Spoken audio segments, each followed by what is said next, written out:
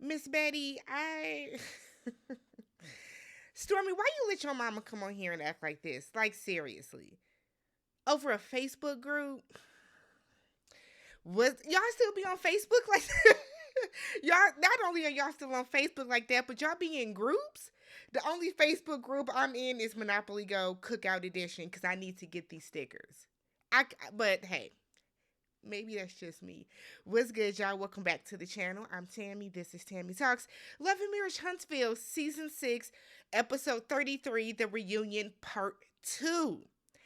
If you have not already, don't forget to subscribe to the channel. Thumbs up the video if you enjoy this recap. Yeah, thumbs up the video. I don't stress that enough, but thumbs up the video, y'all. If y'all don't do nothing else, thumbs up the video for me. And then leave some comments down below respectfully, because we don't know these people, with your thoughts about the episode. All right, so let's talk, y'all.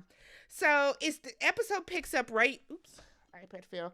Episode picks up right where the last one left off, with Tisha saying that Kiki and Amin cheat on each other. So while Kiki's worried about what her and Marcel got going on, you and your husband cheating on each other, okay? Kiki proudly admits to cheating on her husband. Proudly. She'll say, yep, sure does. I said, oh, Kiki. Oh, Kiki. So Kiki admits to cheating on Amin. I guess, she don't care. He don't care. But she denied paying for Amin to go on a date with someone. So they go back and forth, and Kiki's calling, saying, at least I'm not a dummy. Tisha said, well, I'm not a dummy either. Kiki said, yes, you are. Your head too damn big to be that dumb. I said, oh, Lord.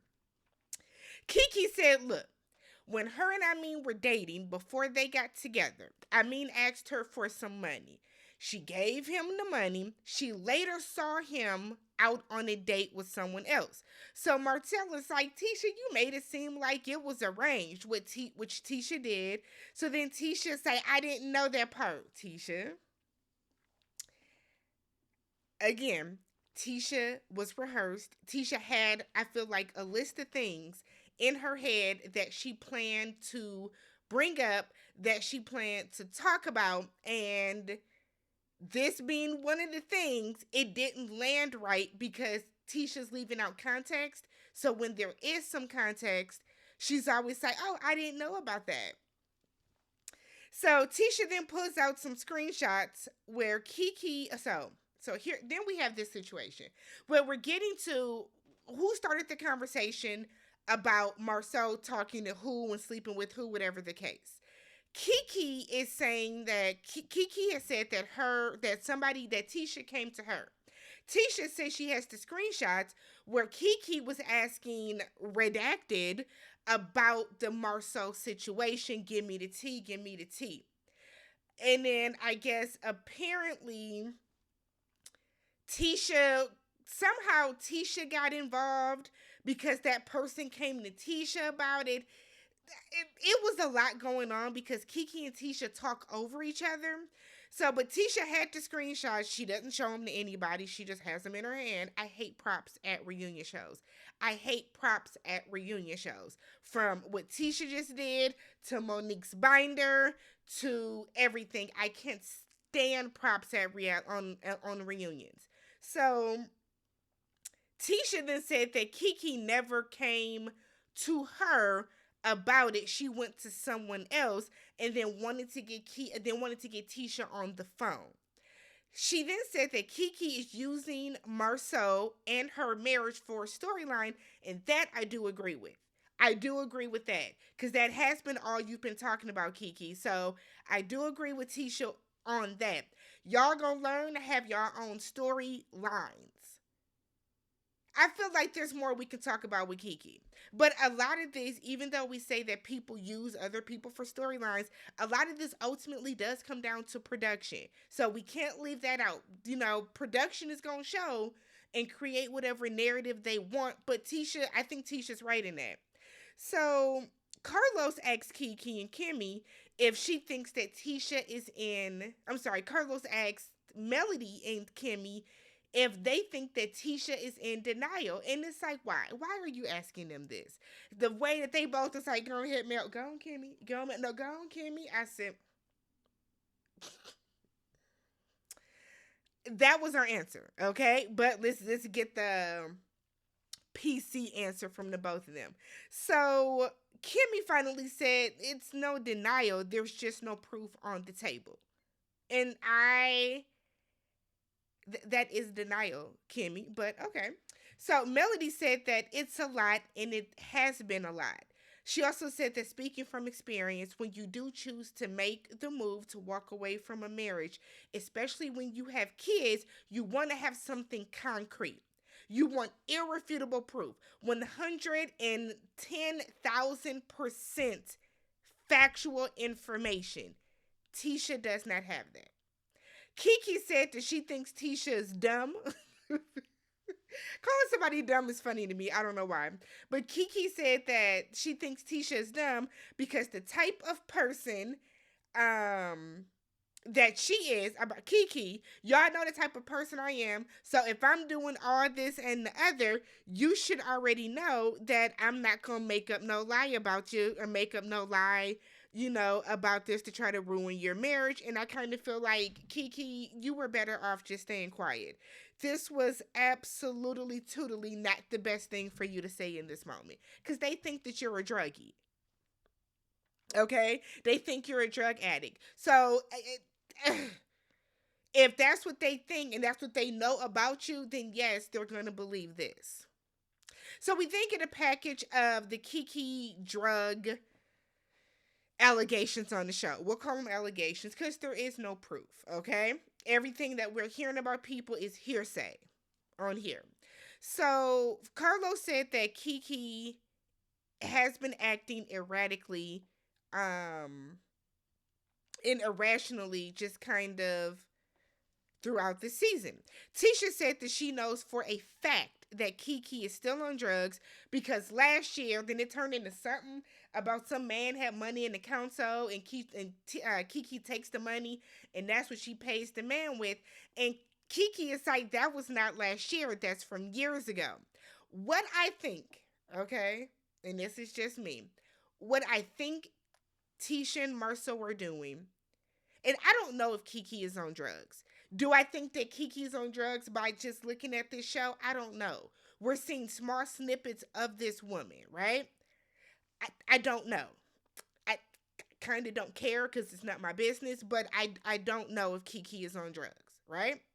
But what it seems like is every story that Marceau and Tisha use as supporting evidence as to why they think Kiki is on drugs is from years ago. And whenever Kiki says it's from years ago, Marceau and Tisha are both like, no, it's not. So we will never know the truth, right? Melody said, Melody and Maurice both said that they did not think Kiki was on drugs at the barbecue when she threw the drink. Melanie said, I felt it was very inappropriate and I told her that. Maurice said that he thought Kiki was just looking for a moment, and here we are, we're talking about it on the reunion. Kimmy said initially she did not think that, but looking back, watching the show, get this. She said that Kiki was jittery, and she said Kiki was like just sweating. I said, so God forbid the lady that's outside at a barbecue, midday, high noon, full sun in Alabama, God forbid this lady sweat. Sometimes some of the stuff that Kimmy says is just like, Kimmy, what? It's almost like Kimmy just be wanting to say something sometimes. It's like somebody pointed out how all this reunion, it's like Kimmy is scared to go against Tisha and Marceau. And I think it's because the past 3 reunions, Kimmy has been very vocal and said what's on her mind. And sometimes it does not align with what Scott 1.0 wants. And I feel like they had a conversation, they had a pact, and they said, we're not going to throw anybody else under the bus this reunion. Because some of the stuff that Kimmy is saying is just like, girl, what? So Carlos asked, how did Kiki test negative for methadone when she supposedly takes it daily? She then asks if she used, or Kiki asks, was methadone on the test? I don't remember that. Yes, you do, and you know what was on the test. Carlos asked if she used someone else's pee. Kiki is like, no, I can take a test right now. Marcel, for whatever reason, has $100 in his hand. Did y'all notice that? Did y'all notice when Marcel took the money out his hand and had the $100 just holding it? I think he planned to use it at some point as like a little prop or whatever, but it never came out. But Melody said that her and production went in the bathroom with Kiki. Somebody on Twitter that I saw that said that they work at a facility that does drug testing stated that methadone will always test negative because there is special testing that is done for it. I don't know how true that is. I don't work in a hospital. I have no idea how any of that works, but that is what somebody said on Twitter. So Kiki has no idea, how this came out negative. I mean, Melody, where you get that test from? Is it from the Dollar Tree? Where you get that test from? Y'all know the dollar store sell drug tests and pregnancy tests and COVID tests. So Testorama over there. So Kiki said that she's clean today aside from being on the methadone.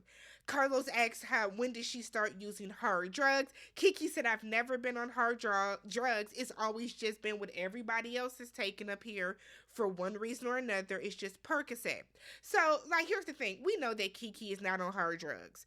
It has always been known that Kiki has a pain pill addiction. And it happens to so many people, right? So I don't think anybody that gets addicted to pain pills are these horrific drug addict people, but it happens, right? So, but she said that she has not taken a perk in years. She said she has been sober throughout the entirety of filming. Okay? Again, I don't know. I don't have an opinion on it. Marcel and Tisha swear they know she's on drugs because they know her. Marcel cites how many times have I had to pick you up on the side of the road. Kiki said never. Never. Kiki said that I guess her and Amin got into a fight. He took the car keys. She got out the car and she walked. Marcel then said that she stole that lock for money. Here's my thing when it comes to the lock. I've said this before. I'm going to say it again. If Kiki, who has been sitting her ass on television, network color television, for the past 33 weeks with this show, if they ain't charged her ass now, she didn't do it. She didn't do it. What I think happened is there might have been some other person, another woman in that store stealing, and the camera screenshot that they got was of Kiki. It has happened before. It's happened before, y'all. Now, I'm not saying I'm 1,000% right, but in my opinion, if Kiki did indeed steal that lock, they would have charged her ass with something, even if it's just petty theft. I used to work at a place where we ran background checks, and there would be a lot of retail petty theft like that for shit like that. Locks and batteries and, you know what I mean, disposable cameras. I have seen all that stuff on there. So you can't say that a place is not going to charge you with that, because they will. I honestly and truly think that they got the screenshot of Kiki when it really was supposed to be another person. But that's just me. I don't know. So then Marcel said that she stole the lock for money, and Kiki is like, how am I going to return it back to the store with no receipt? Marcel was like, so this is what you do. You take it back, you get a gift card. You take that gift card, you sell that gift card for money. Ain't that the shit that they said y'all used to do, Marcel, allegedly, you and Tisha? Okay? So then we get Tiffany and Lewis and the Fletchers join the stage. We didn't even talk about the Fletchers much. Don't know why they came out. Tiffany and Lewis, we know that Tiffany was suffering from postpartum pregnancy. I hope that she is getting the help that she needs through that. I hope she has the support around her. Tiffany's not missed, if you ask me. Tiffany's just not missed. She's just not missed. Okay? So we get to Martell's package. And this is where things get funky. Okay? So we see some never before scenes from the show where Melody is telling Martell that she will never forgive him for certain things. And then we also see him telling Nell that if he could get his family back, he would. Not in those exact words, but it was something like if he could go back and change the past, or if she would be open to building their family again. It was something to the effect that he would get back with Melody if he could, right? So we start off with the issue of Sheree. Martell said he was never in a couple with Sheree. They were never together. Kimmy said, well, they never gave, warm and fuzzy to her anyways, right? Kimmy said they always just kind of looked like a business transaction in the first place. Martell is like, well, I've never seen you and Maurice kiss. And it's like, Martell, this is why so many people like don't take you serious with stuff, because you it's like whenever somebody points out something about him, he rattles off something back at that person like without even thinking. You know what I mean? It's like if somebody is like, "Oh my god, you are so unfunny." You ain't funny either. He's one of those. He's one of those where you say stuff that you know isn't even true. So Carlos then brings up the fans thinking that him and Sheree had a contract. Now look, y'all, I don't know if all of y'all watch Roa, but it was very clear that Sheree and Martell were never together. It was very clear. Sheree don't never had no storyline over there because She by Shein was a disaster, and of course she's not going to use that as her storyline.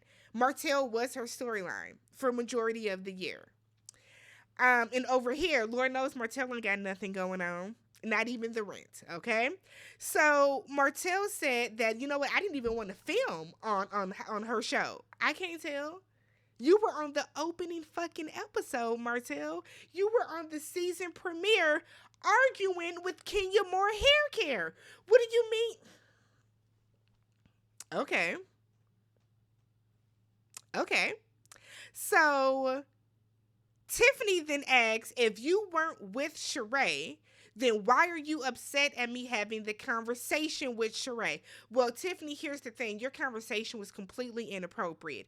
And you are very lucky Sheree didn't cuss you the fuck out.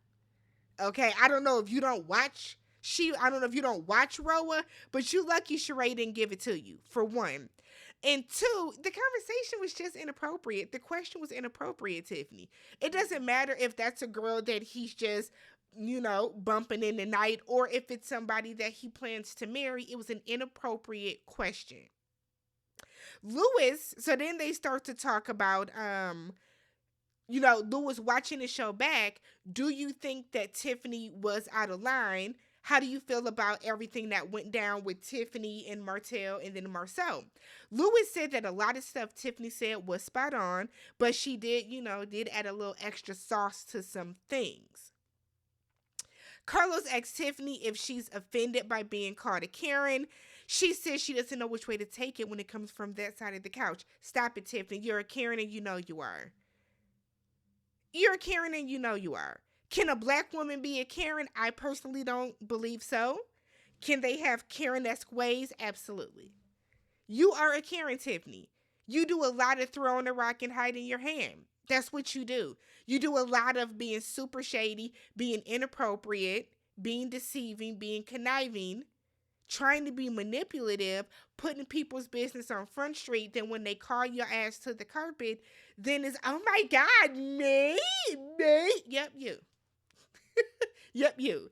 So we then go back to Martell. So Martell said he gets tripped up over whether or not he was dating Sheree, because then he says he was dating Sheree. Now, I know some people feel that dating and being with somebody in a relationship are two different things, but Martell, please. So Carlos asks Martell if he has difficulty dating women because he is still in love with Melody.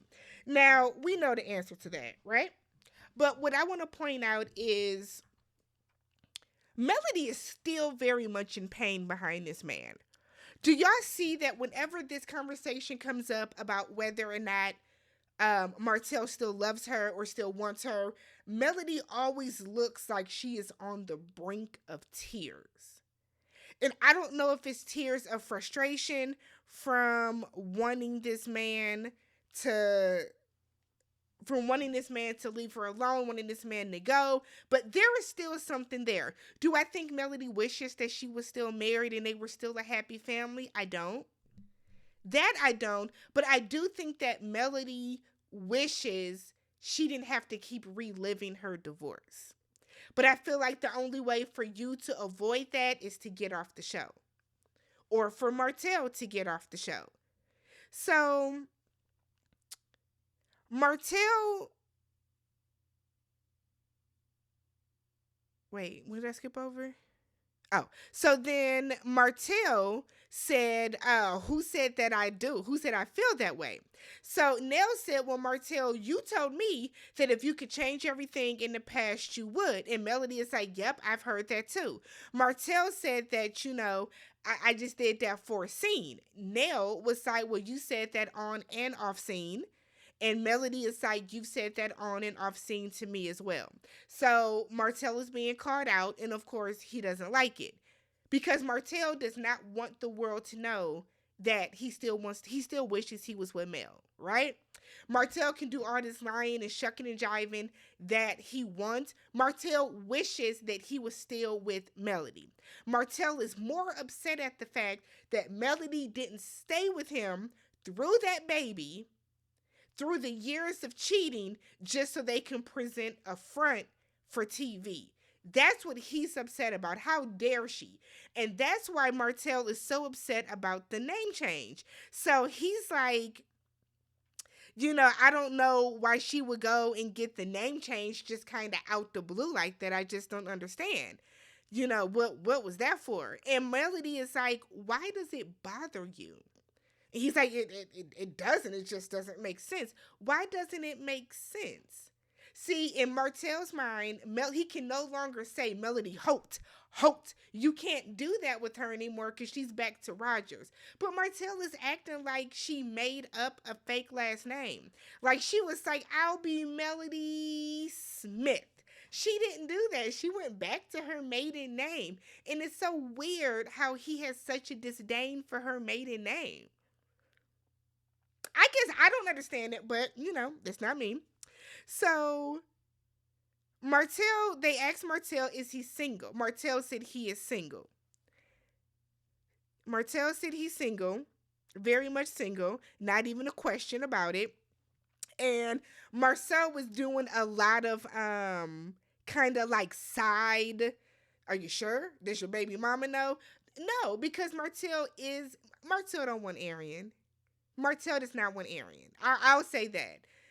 Does not want Arian. So Melody is like, no, he's not single. They're asking her, well, how do you know? She said, because whenever my kids are over there, she is always around them all the time. And y'all not going to say, how do you know? Because them kids are not going to lie to their mama about that.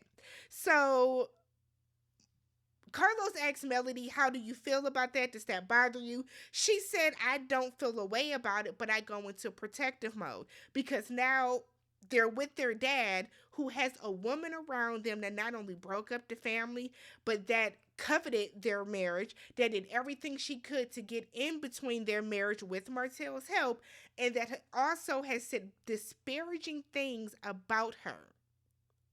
So anybody that thinks that Melody doesn't want them kids around Ariane is just being petty. No, look at the shit that Ariane has said about Melody.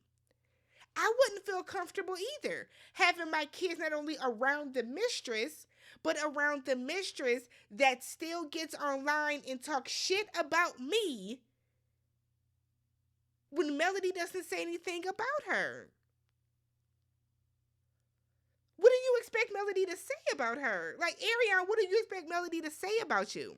Ariane's mad she never got on the show. So while Melody is saying, all the things that Martell, or all the things that Ariane has done and what she's saying, it makes sense. So of course Martell, doesn't want to own up to that. So he's screaming, well, you got 11 babysitters. What happened to the 23 that she had?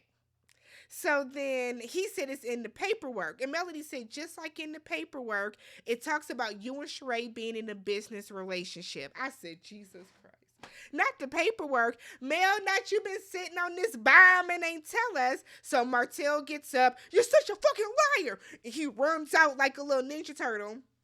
And he runs out, and then he comes back, and it was so funny because Marceau was like, "You heard us talking about this.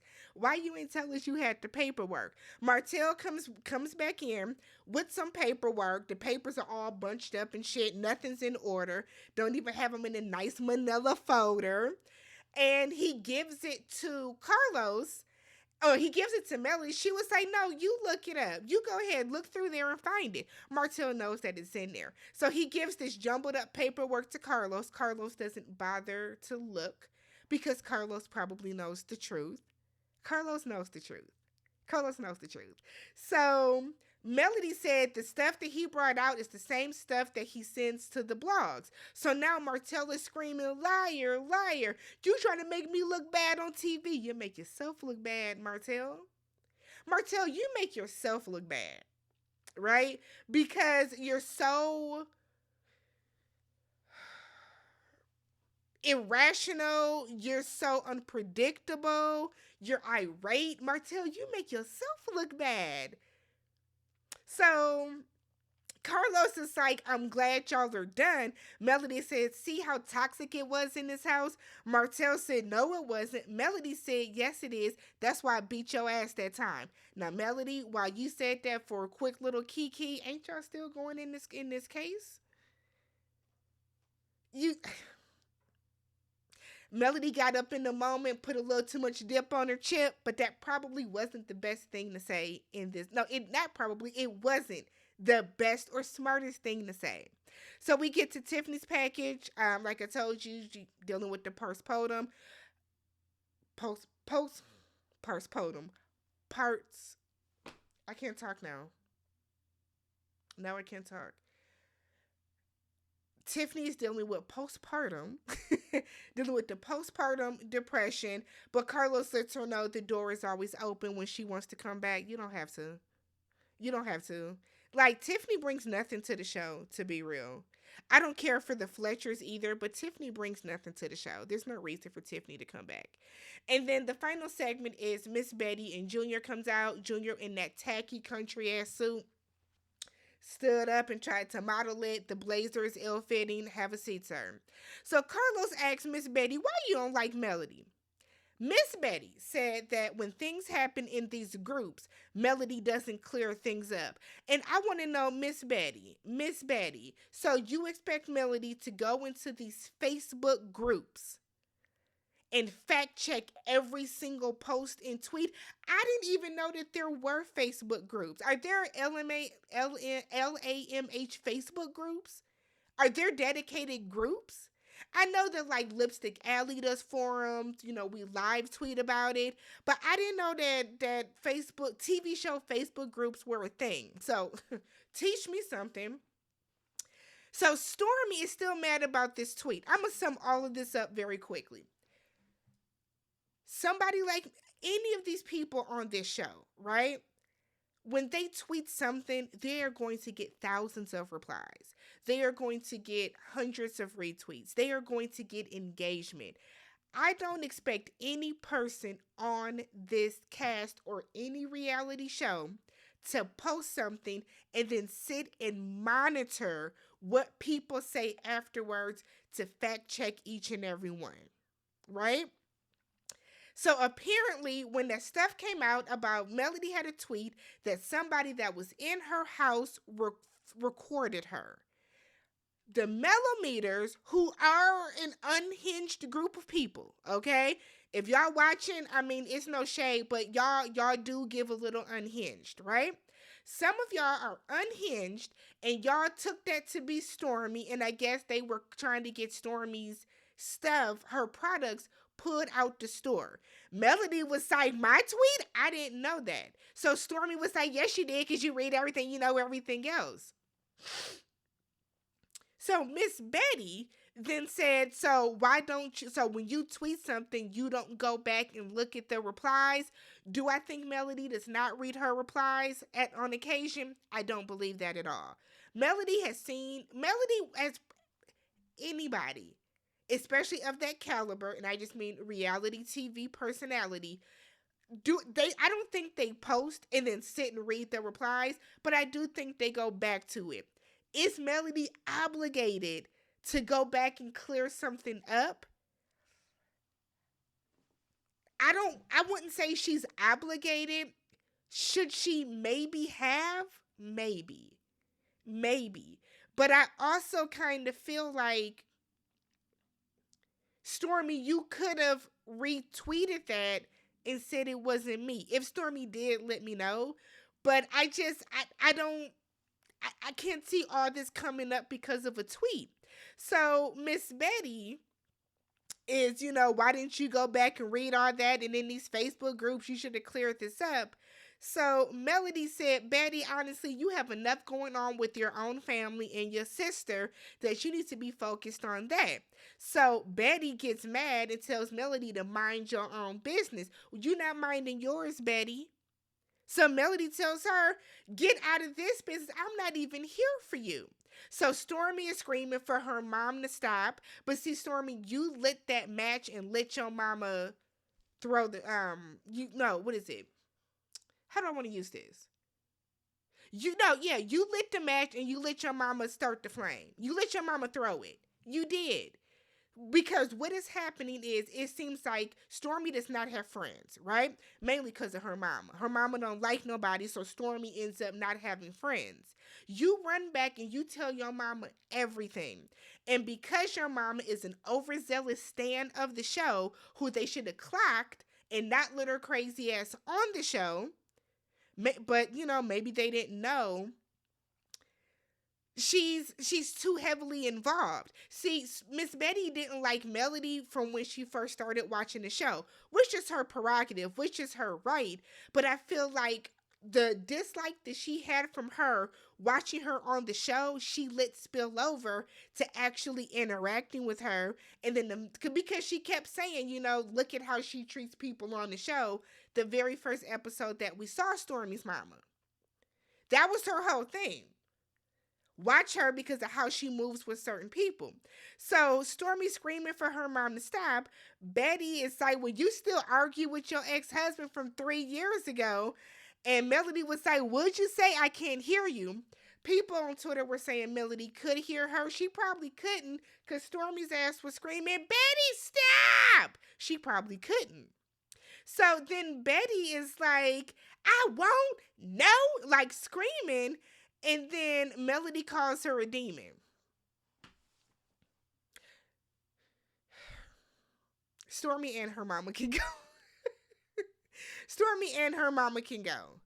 Like, what the fuck was that? What was that? Let me know what y'all thought about this reunion. It was entertaining. I'm enjoying the reunion. I don't expect too much out of reality TV. I thought the reunion was entertaining, though. If you guys haven't already subscribed to the channel, thumbs up the video, and I will catch you guys next week for part 3. Part 3, Lord have mercy, episode 34. Peace.